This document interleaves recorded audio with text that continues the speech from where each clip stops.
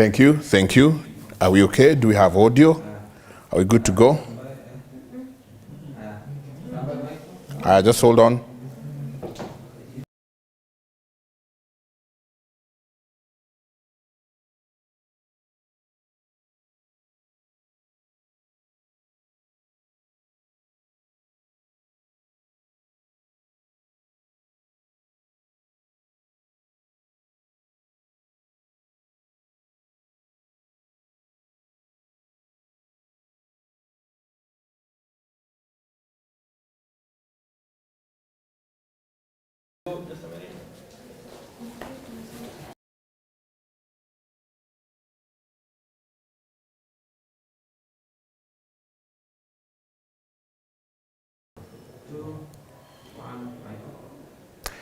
Good evening and thank you for joining us. I'm Michael Njenga. This is Metro Business Cafe. First and foremost, I must apologize profusely. We said we'll start at 7:30. Of course, we started at 7:30, but few sound hitches here and there.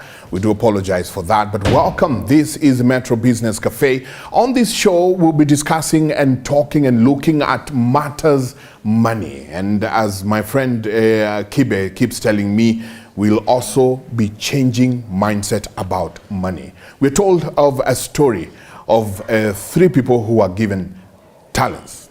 One was given 5, one was given 2, another one was given 1. The one who was given 5, he went and decided, you know what, I'm going to make sure that I utilize this and I trade. He traded, he got 5 more.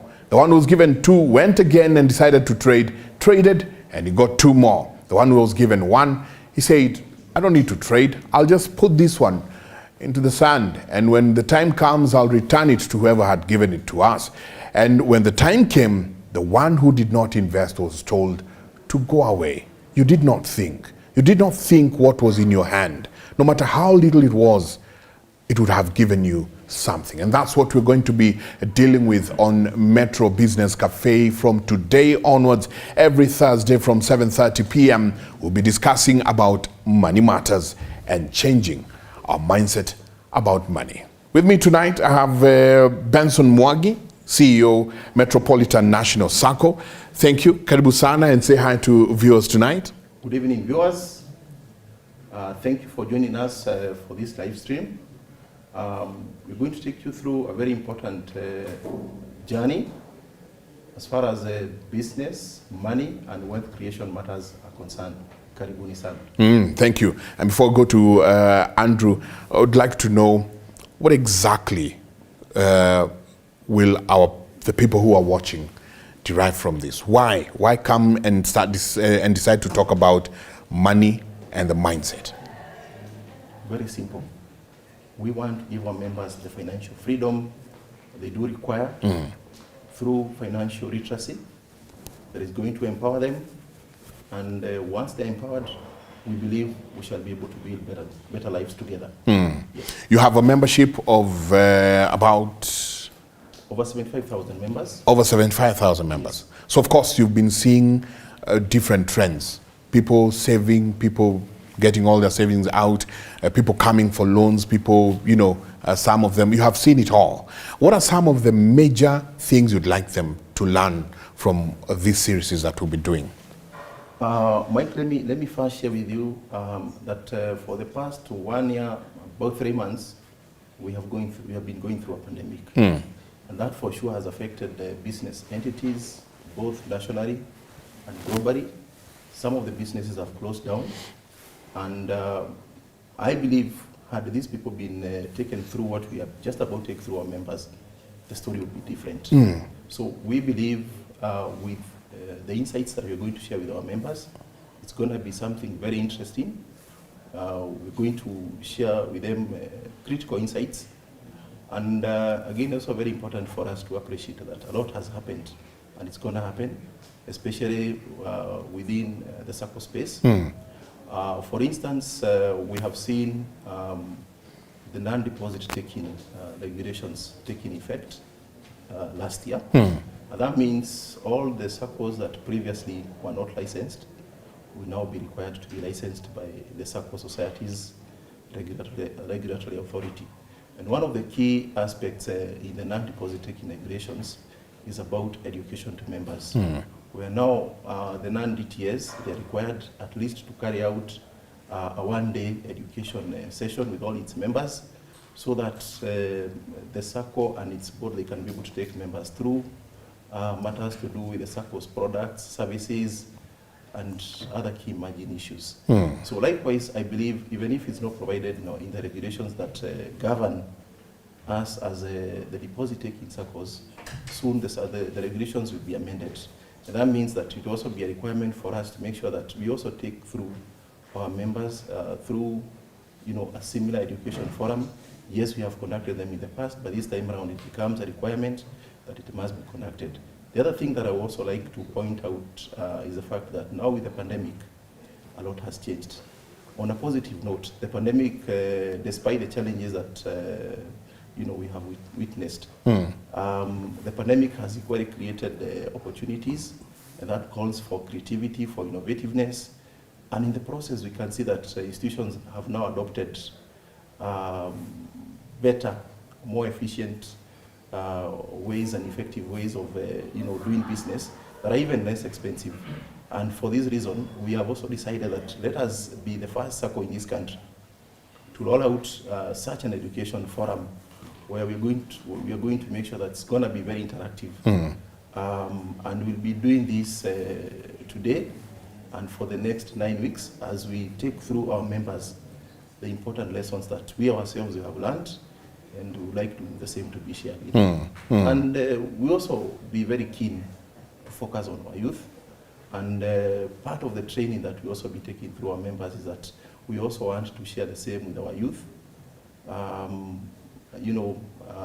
have the middle youth, those ones that are in high school, campus, and we also want to, we want to start nurturing them and also make sure that we inculcate that culture of savings at their very tender age. So we have a very big. So it's a wide range of topics and things that we'll go through, yes. And we actually will come back and discuss about our youth in this country, yes. Our young people in this country, the saving trends. What do they think about money?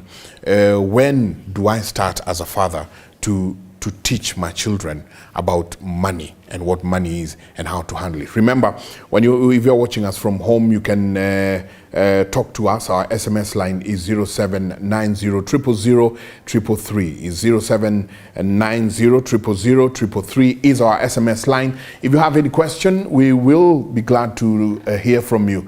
Tell us what you think and what you'd like to hear. Andrew Kibe is Dreamers Club Africa founder. Thank you very much for joining us this evening. Say jambo to the viewers. Good evening, all viewers. It's a pleasure being here, and I look forward to sharing my found knowledge, especially tackling the main problem that keeps most of us in the kind of crisis of financials brings to you, and that's the mindset. Let's dive right into it.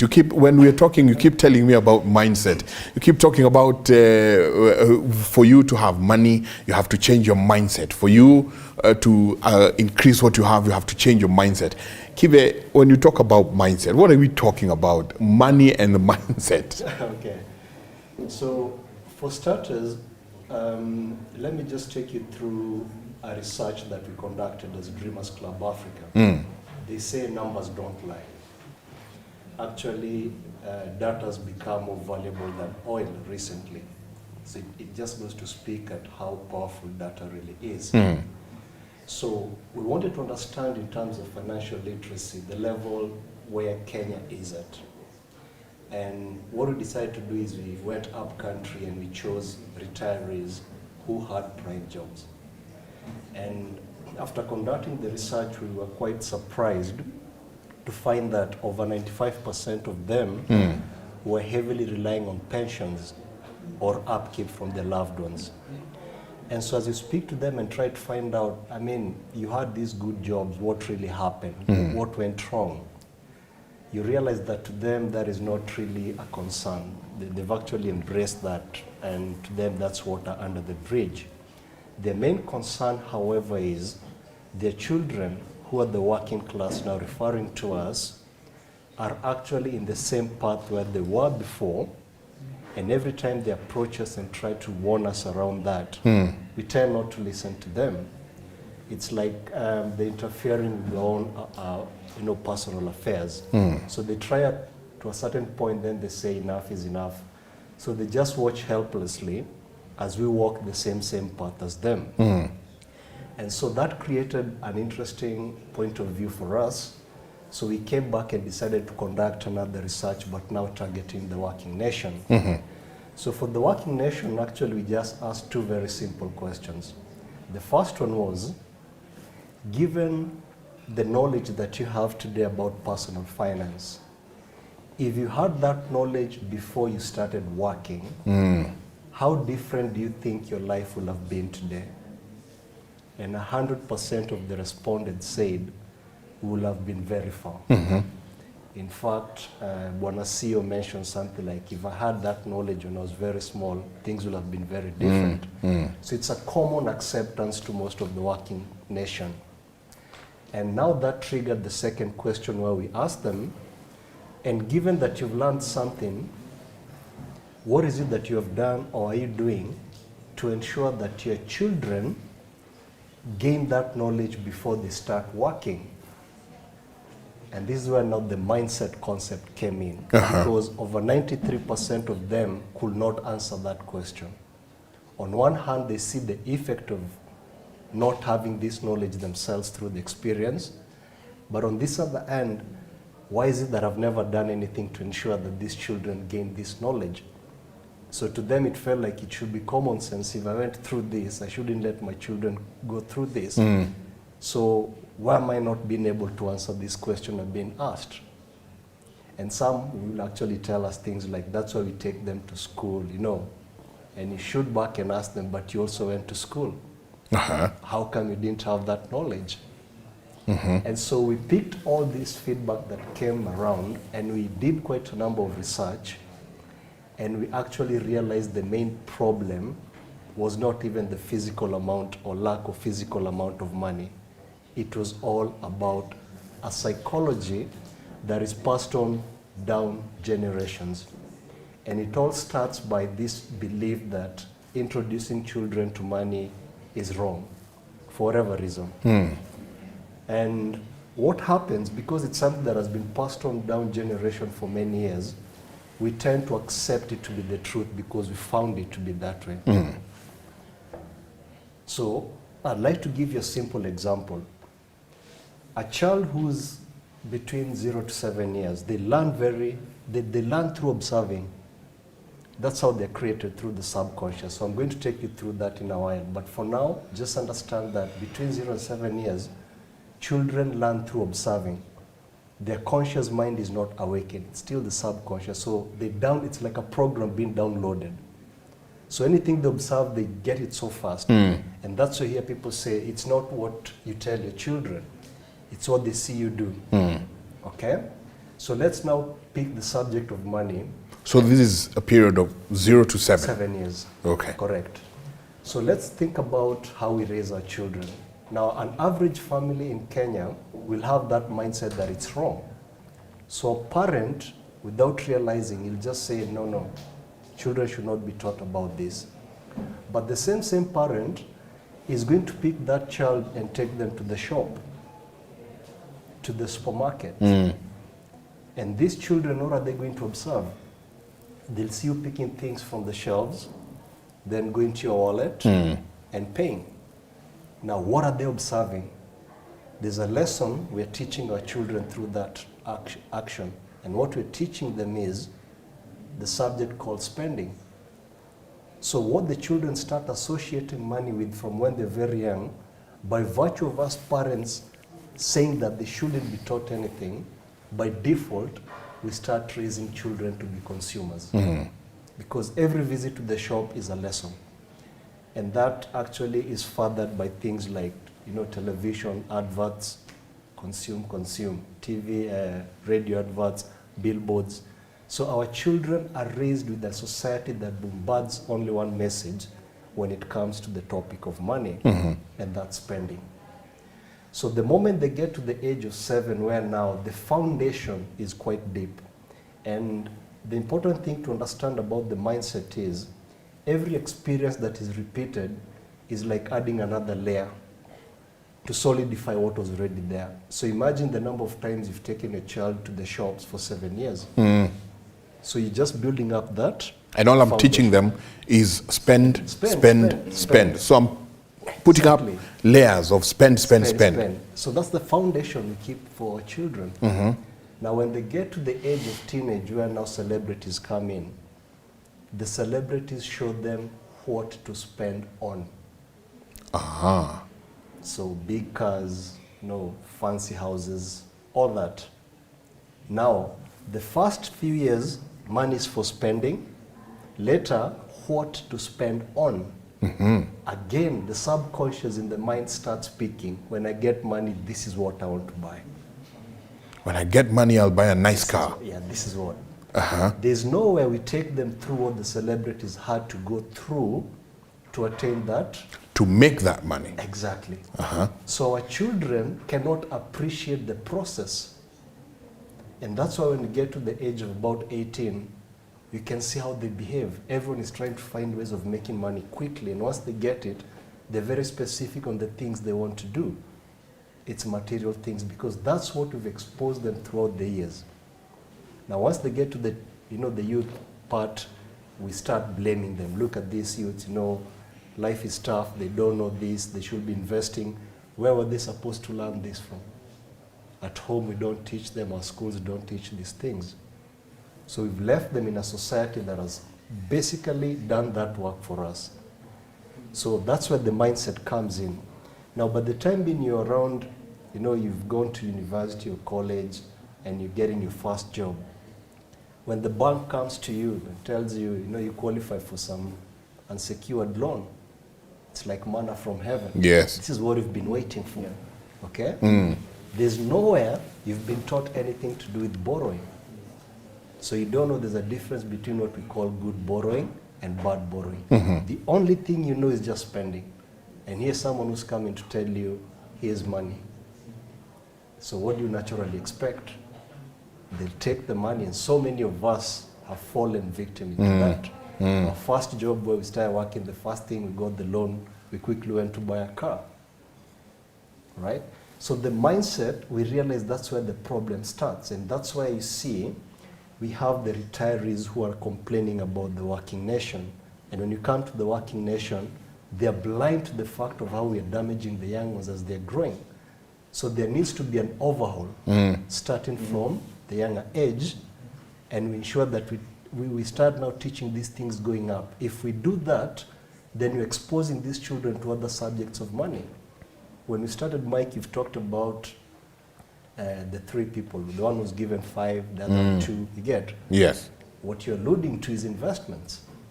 All right? Now, where do we expose our children to investments given how our society currently is?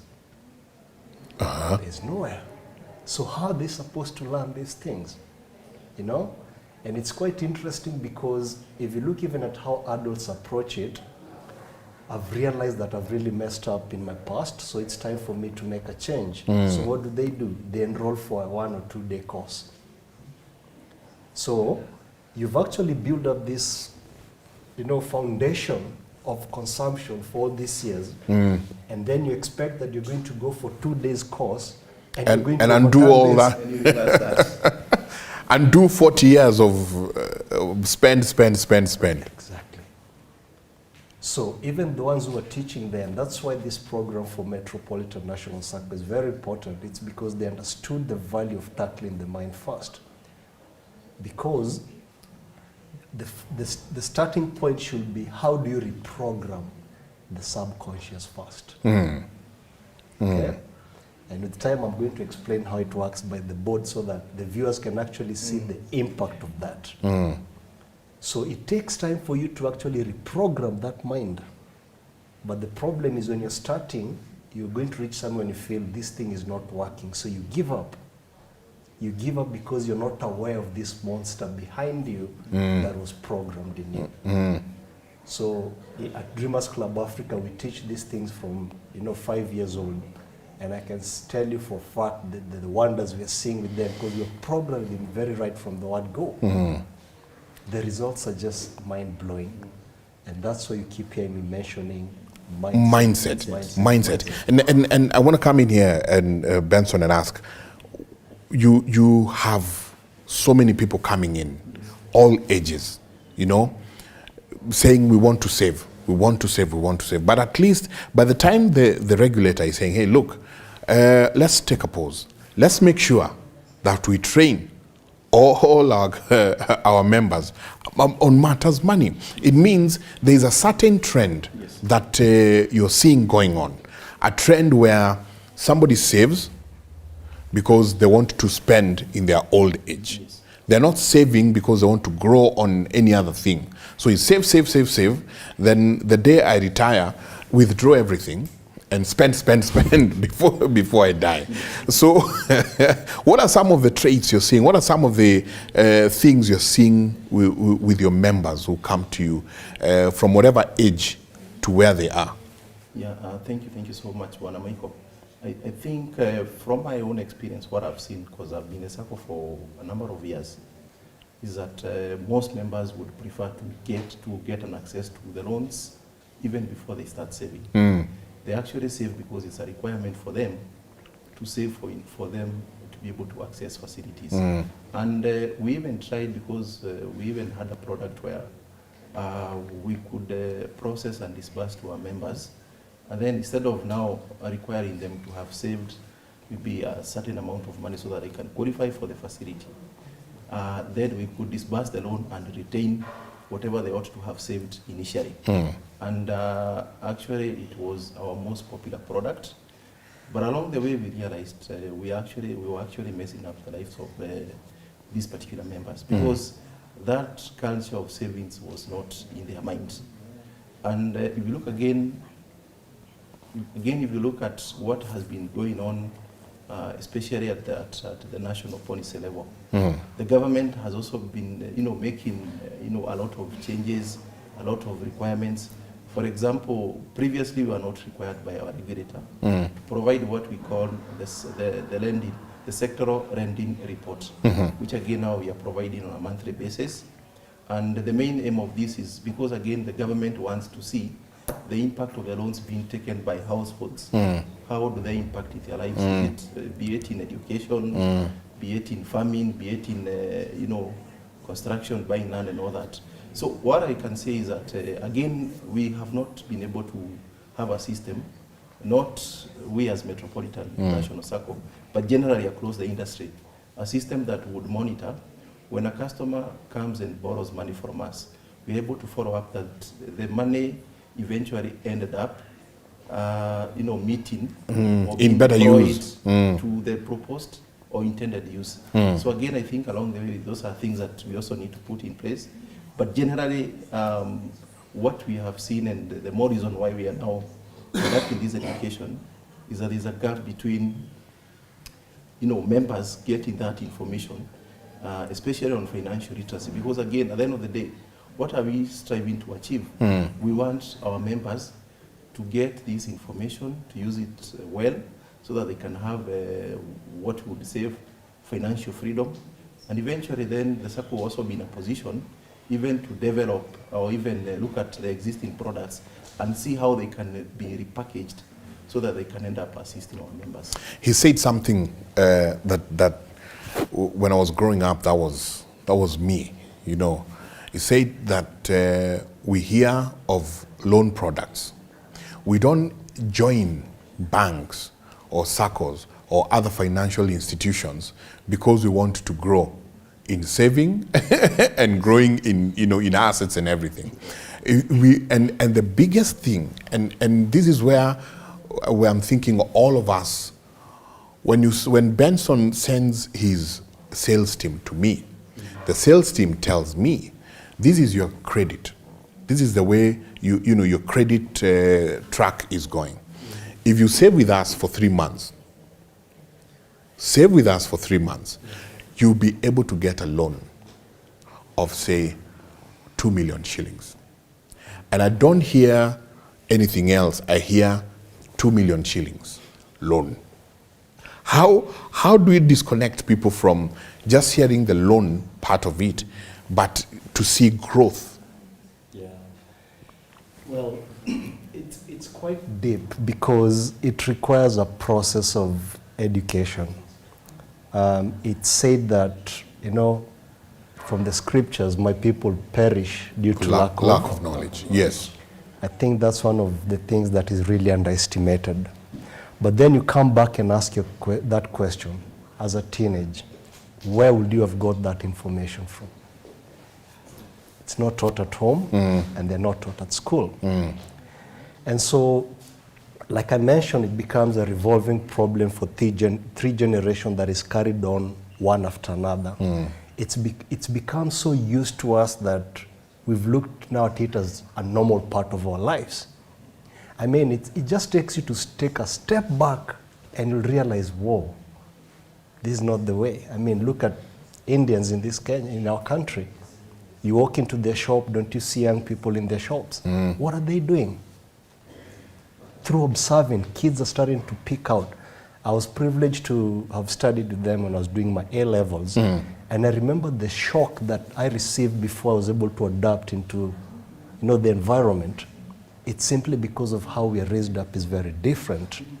And so when you're starting to talk about knowledge, it's very important to start with this question. And this is a question I'd like all viewers to ask themselves because it's very, very powerful. And it goes like this. Who are you? Sit down and just ask yourself that question. Who am I? If you tell me you're Mike. Yeah, I'm Mike Njenga. All right. What if you're called James? Will that change who you are? Okay? Yes. And some people tell me, I am who I am. You've still not answered my question. Who are you? Self-awareness is where we should start from. It's strange to me, or it's funny to me the way we focus on understanding and knowing so many people around us to a point where we help them, solve their own problems, and we pay so little attention on ourselves. Yet the solutions to everything that we require are within us, if we just learned to look within. And that's where the question of who are you comes in. Okay? So quickly, just to show you something here. Yes, please.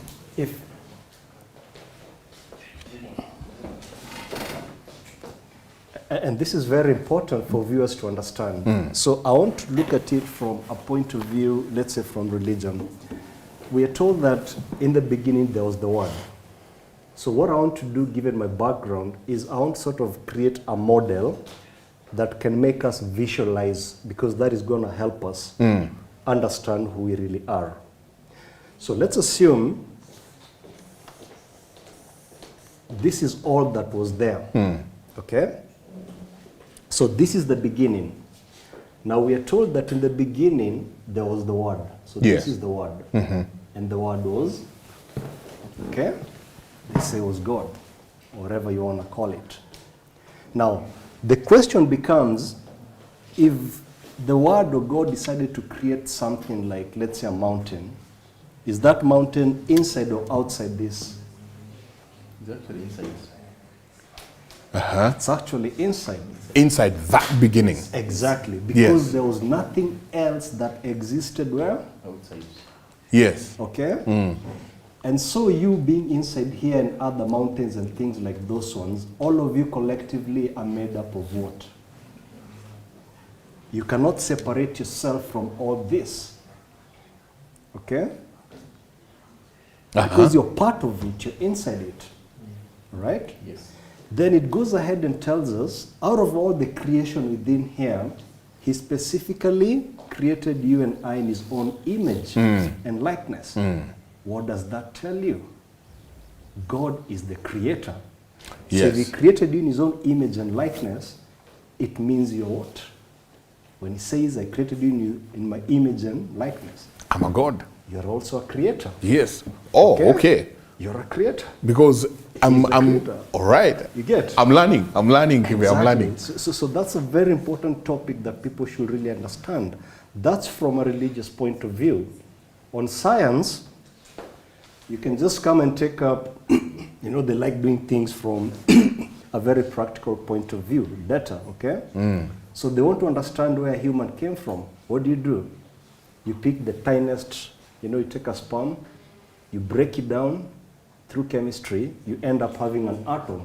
They tell us that's the smallest particle that exists. So you take the atom and you break it further using magnifying microscope, and you find particles and spaces in between them called quarks. So quarks is the introduction of what we call quantum physics. Now what the scientists were doing, they will pick one of these ones, break it further, you have lesser particles, more space. Then they'll pick one, break it further, fewer particles, more space. Break it further, fewer particles, more space. Eventually, what do you expect to be here? Pretty much nothing. So if you follow this trend, obviously you'll end up with just space. But what is this space? It's the energy that makes these particles move. Can you see the relationship between these two?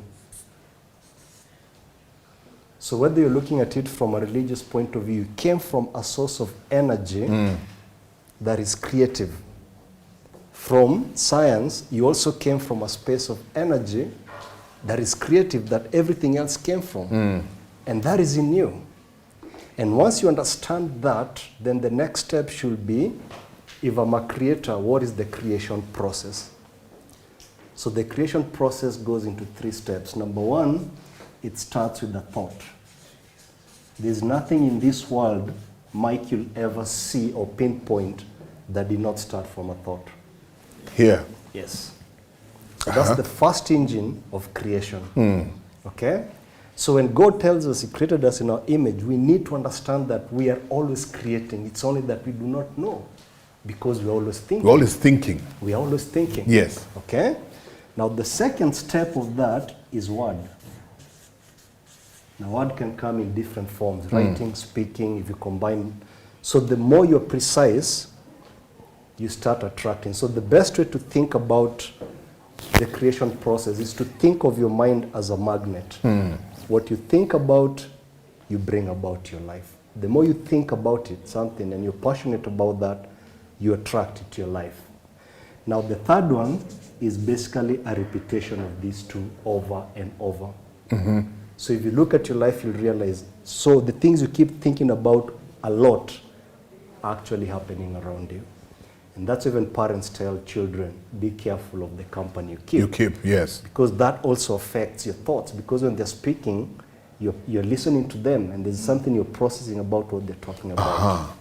And so from this point, you realize that the most powerful tool that God gave us as humans is actually the mind. This is what people don't understand. And that's why I keep insisting it's a mindset. Okay? Now, once you get to understand this, because the thought process goes at the mind, not the brain. Okay? It's the mind. Now, we come to the next part where now we want to understand a human. And we can sum a human into these 3 parts: the soul, the mind, and the body. Now, the body will never do anything without instructions from the mind. So when I think I need to stand up, Yes. my body stands up. Yes. Because it started in my mind. Exactly. Okay. So this becomes what we can say dependent on this. That's why people say, if you see an action of someone, it can tell you what goes on in their mind. If I walk into your room, I can tell your personality. Yes. Depend on how you put your things. It just reflects automatically. Because your room is a reflection of what your body does. In terms of arrangements and things like those ones. If you're untidy, it will come out. Starts in the mind. Everything starts from here. Okay? Now, I'm not going to go into this discussion, but this also feeds here. and sometimes it can go direct. But I want to focus on this because this is what now separates us from any other thing that was created. Okay? Because it helps us to think differently. Now remember I said, I've created you in my own image and likeness. Yes. Now I've taken you through the process of creation. Now when you come to the mind, I now want to introduce what I call the subconscious mind and what I'm calling the conscious mind. What is the subconscious? The subconscious mind is that part of you that just reacts. It never thinks. Okay? So if someone slaps you and you slap them back, that's a reaction. You didn't think. That is coming from the subconscious. Okay? Conscious is the part that thinks. It takes time to analyze and make logic. Okay? So understanding these two now, we come to the age I talked about. So 0 to 7 years, they operate 100% from this. So to them, they're just downloading. And if you want to believe this is true, pick a child who is 4 years old and assume you're standing across the road and they're looking at you and they see you, Mike. The first reaction will be what? Run towards you. Yes. Because the mind, the conscious part has not elevated to interpret this is a road and the road therefore means danger. So this is the truth of what people need to understand. Now, once you get above 7 years, this drops to 95%, and this is the trick. And this takes up 5%. So what this is telling us is, even you as a grown-up at this age, you are not aware of 95% of what your body does on a daily basis. Your body is always up to something from the moment you wake up. When you're at that age. Even now at your age. Even this. Above. Oh. When you're going to sleep tonight, ask yourself this question. Let me recall the number of things my body did, and let's see what percentage you'll come up with. Andrew, is that scientifically proven? It's logic. They're still working on the science part of that. Okay? But they're almost breaking through this. There's a new term they use in psychology to bring this thing to light. Because this is where now a lot of problems come in. There's a religion called Jusitsu, something like that, that states, show me a child who's 7 years old and I will show you the adult. Why are they saying that? They know the first 7 years decides how your future will be because of this 95%. So the first 7 years are very critical. Very critical. That's the point that I want to drive. Yes. So now, the other thing I want to point out is, after 7 years, when you're learning something, you're now paying attention to what I'm talking about. You're thinking. That's the conscious part. Now, when you go through this over and over and over, it starts to slide back here. Over and over until it becomes something you don't think about. It's normal. Yes. A good example will be driving a car.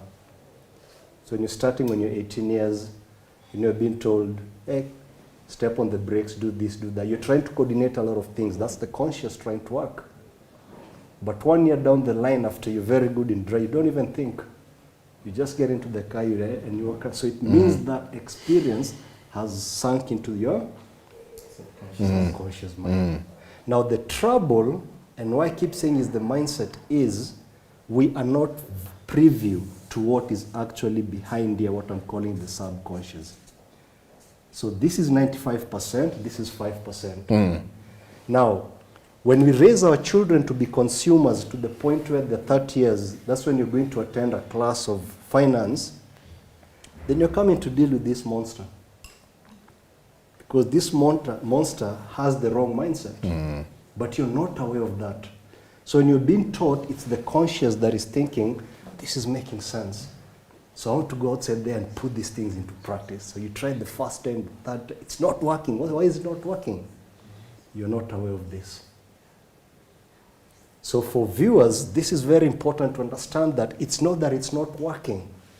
It's just that the programs you've been programmed since you're a child are too deep.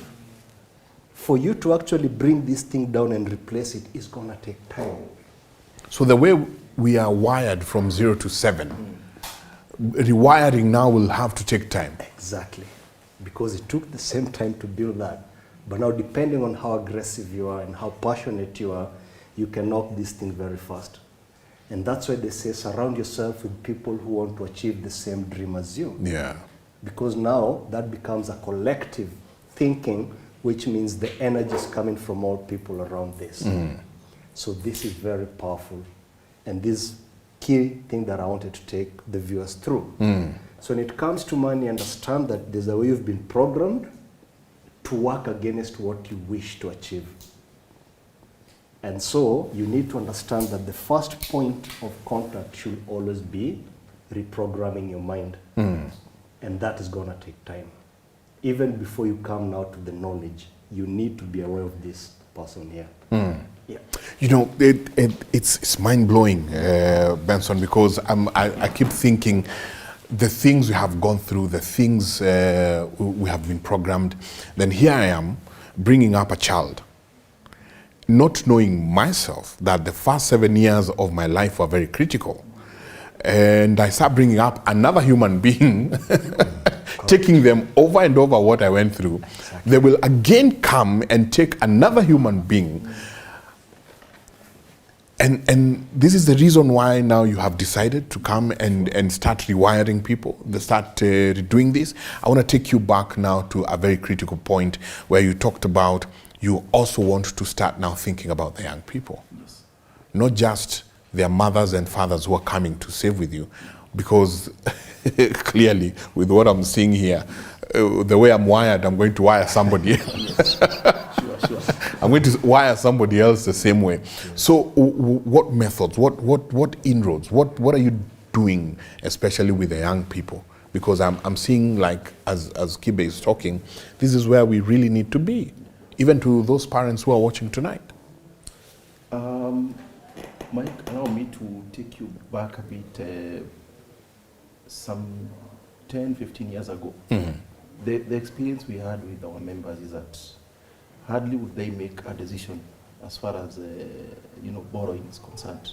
They would first walk into our office. We take through them through how their accounts are, more or less trying to give them a personal financial advice. And with that advice is what now made them to make the decisions that they made then. And actually look at majority of our members, because again, we have also been guided as we make decisions by the data that we have in the office. Majority of our members currently, they're almost proceeding to their retirement. And if you look at the kind of projects that those members undertook then, and what the young generation, particularly those ones that we are age mates, Yes. it's very different. And mark you, that time, the teachers used to earn very minimal compared to what they are earning today. So, that informs us that there is a gap that has to be addressed. Because our old parents, they were very keen. They could come and get that knowledge from us, and they could also make sure that the same is also shared or impacted with, especially with the youth that they interacted with, especially at school. So we believe now that along the way, we have adopted to the modern ways of doing things, a lot of technology, a lot of internet, Google and all these things. And to some extent, we have even left our kids to be guided by whatever they are seeing in the social media, in the Google and all that. And that is what has prompted us to, to come to this very important exercise that yes, we have the knowledge. Kibe is an expert in personal financial management. He has the knowledge. We want to make sure that this knowledge is equally shared with not only the youth, not only the teenagers, but also our old members, because again, as Kibe will teach us as we move on, no one is late, even at the age of 60, to start savings. It's very important to note that. So what we intend to do is that we believe that once we're able now to share this information with their youth, especially the teenagers and the young adults, before they even, they start, earning their money. Definitely this kind of information will impact positively in their life. And I would also want to share my experience, what I've seen and what I've been able to observe over time. That the right time to start making investments is when you're at the age between 25 and 40. That is the Start best investing time. then. Yes, that's personal experience. Uh-huh. If you miss on this one, definitely you end up messing your life. But you To keep some saying extent. life begins at 40. And you know why? And again, the way we've been wired is that, you know what? Life begins at 40. Let me take it easy. Let me do Naivasha. Let me do whatever else. Let me have fun. I'll start when I'm 40. I want to change that narrative, that perspective, because I'm saying from my personal experience, Yes. the best time to invest is between 25 and when you're 40. Because immediately when you hit 40 and you're in your early 40s all the way, that's when you have a lot of bills to pay. It's like you're running. Today is fast. There are bills to be paid today, rent, name them. Around 10th, you have to pay internet. You have to pay for gas and so many other expenses. So you'll find that every other time your money, comes in, the next thing you don't have it. You can't By even- fifth, it's gone. you're borrowing. Yes. And I believe Kibe will also confirm to us this, that what I'm saying is true. The best time to start saving is when you're at 25. between 25 to around 40. Yes. And Kibe, you're telling us the best time to start teaching this child, who will become 40 one day, about money is between 0 and 7. Yes, I agree with him. He talks about his experience. So my thinking is looking at it from people who are working. But the earlier you start, the better. In Swahili, there's a saying that says, mtoto mleavyo. Ndivyo kwako. So if you wait for 20, there's a monster that will be taking that responsibility for you, called the society. And it's not forgiving, as most of us discovered on our own. So it's important for parents to realize that whichever direction you go to, you've made a decision. Even not making a decision is a decision. So which one makes sense? I have a group of kids of even 7 years old in our classes who've invested in bonds. Whoa. Makiba. And I need to meet those kids, man. Yeah. 7 years, Yes, and they'll explain to you what a bond is. Again, it's the programming. We've been told these are things for, smart people, people who want to retire and all these things. So we assume we've been programmed to believe kids cannot learn these concepts. But you'll be very surprised. I Wow. had one parent calling me and telling me my son has refused a bicycle for his birthday after wanting it for over 2 years. When I asked him what he wants, he said he wants to invest. The bicycle money. Yes. That's a 9-year-old who's turning 10 years. Now imagine the future, if the parents continue with where I left that child, what will happen to them? And you see, a quick one, let me show you the danger that we need to point out here. If you look, let's assume this is the lifespan for Kenyans. So we start with 7 years. Let's go up to 18. Let's talk about 25, 30, around 40, and let's put retirement at this point. Yeah? Now, the way we're raising our children is by denying them seeing these things. And I'll show you the effect of it in the future. So in terms of graphs, in their income, they have nothing here, right? It's 0. However, they're being programmed to be consumers. Between this age and this age, the celebrities come in and show them what to spend on. So it solidifies the subconscious completely. So the moment they finish the universities around here and they get their first jobs, when the banks come knocking to them to take a loan, this is what happens. They die. So they go to the negative. Sorry. Because you have to repay this amount of money, right? But to them, they're not aware of this because there's no one to show them anything about borrowing, schools and home. So they start paying. After some time, the bank comes and tells them, we're very happy with your repayment plans. You can qualify for a top-up. Top up. Yet they go again. Yet that time is the time that they should start investing. You see? My goodness. So by the time being experiences teaches this person how things happen, they can't even perform very well in their working environment because of the pressures that they feel. So they stop being creative because now they squeeze themselves to a corner. They don't want to rub shoulders with anyone. Okay?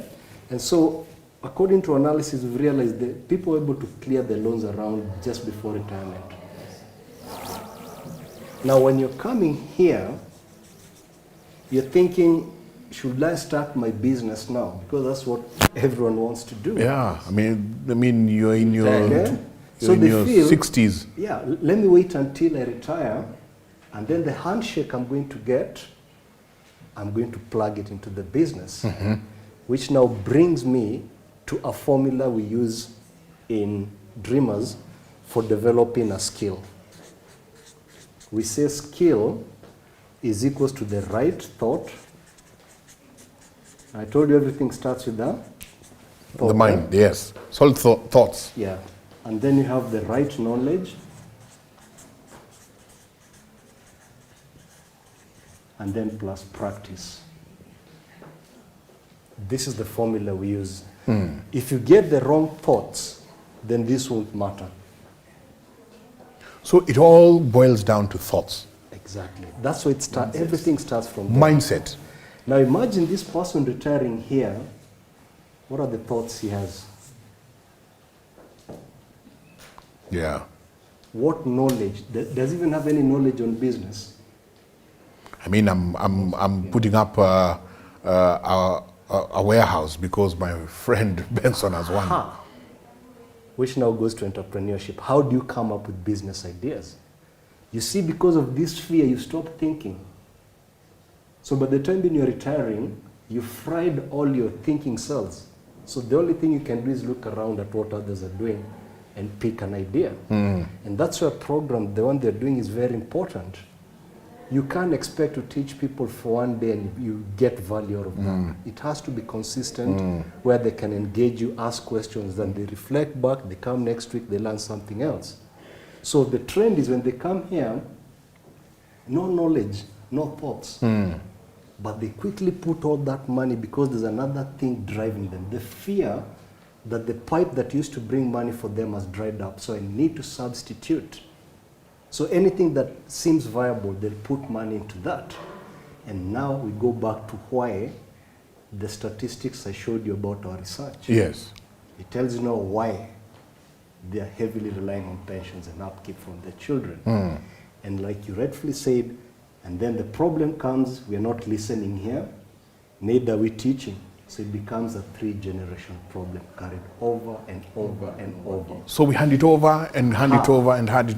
That's insanity. And that's We where expect now- different results. And we want different results. We want the economy to grow. Exactly. We want to grow. And this is where Albert Einstein comes and defines insanity as doing the same thing over and over and expecting different results. So that's why Metropolitan National Sacco has taken a different route in terms of educating their members so that they gain value, because they understand if the members get to understand these concepts, starting from the mindset, then they'll start seeing value of the Sacco itself. And the Sacco will be there to actually help them attain these things they wish to have, that financial freedom. Gentlemen, I'm told we have to start winding up. And the best thing to you, our viewer, watching us tonight, is that we are going to be having this discussion. This is the Metro Business Cafe. It's a discussion. We're just seated. Today, I'm sipping my water. Next time, I'll be having my latte, because I need to stay awake with all this knowledge that is coming in. I really need to stay awake.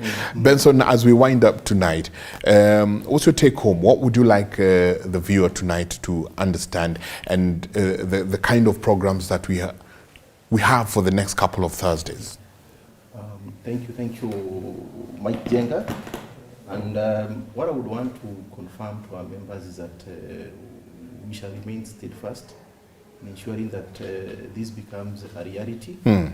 There are quite a number of topics that we'll be covering. We have just covered one topic which is generally about introduction and, having a good financial mindset. So we'll be taking through our members the rest of the 9 topics that we'll be covering, and we'll be covering one each week. So next week we'll be covering the cash flow quadrant, assets, liabilities. The way we want to take our members through, the way they understand assets is going to be very different from what they are aware of and how we are going to handle it. Then again, their habits to do with cash flows, again, we want to share that with our members. We want to take them through risk management, goals and goal setting, issues to do with retirement, because again, we are saying we are not late for retired members also to start savings. We'll also be looking at health, family. Those are critical issues that, again, we must consider. And lastly, as we wind up, the entire session, which will be more like episodes. Yes. Same way we see in movies. And these are going to be even more exciting episodes, because I take home something. So it's like today we have gone through episode 1. So next week it's going to be episode 2. Yes. So the last one definitely will focus more on what we as Metropolitan National Sacco will be doing in terms of products, services, the promises that we will continue to keep. And we believe we are here to grow one another and to make better lives together. Yes. Thank you. Thank you. Thank you so much, Kibe. As we go home tonight and start looking forward for the next episode next week, your word to the viewers. Well, my word to the viewers is, I know there are a lot of people outside there who are going to be skeptic, but my message to you is very simple. In terms of personal finance, it has nothing to do with the physical amount of money. It all has to do with upstairs. And here's proof. We have seen so many big CEOs, we have seen so many people in the sports arena, musicians making millions of dollars, but after the peak, everything just goes south. What happened to the money? It's the wrong mindset. At the same tone, we've seen even in the slum areas, where someone starts with a small box and starts selling sweets. The next thing you see, they've increased it to, oranges. Before you know it, they've set up a shop. Before you know it, it's become a wholesale. How do you explain that? It all has to do with your mindset. So work on your mindset, reprogram that, and next week I'll be looking forward to take you through the cash flow quadrant. My goodness, this has been such a class for me tonight. It has opened my mind. I'm just looking at, let me give you a short story. We got some guys from a bank, I won't mention the bank, a very young journalist then, and they come and pitch tent at the company, and they tell us, you know what, we have been looking at the way things are going. Those of you who already have accounts with us would like to give you some loans because you qualify. And by the way, you don't need anything else because your company has guaranteed you. So we were all guaranteed. And next, the parking next door.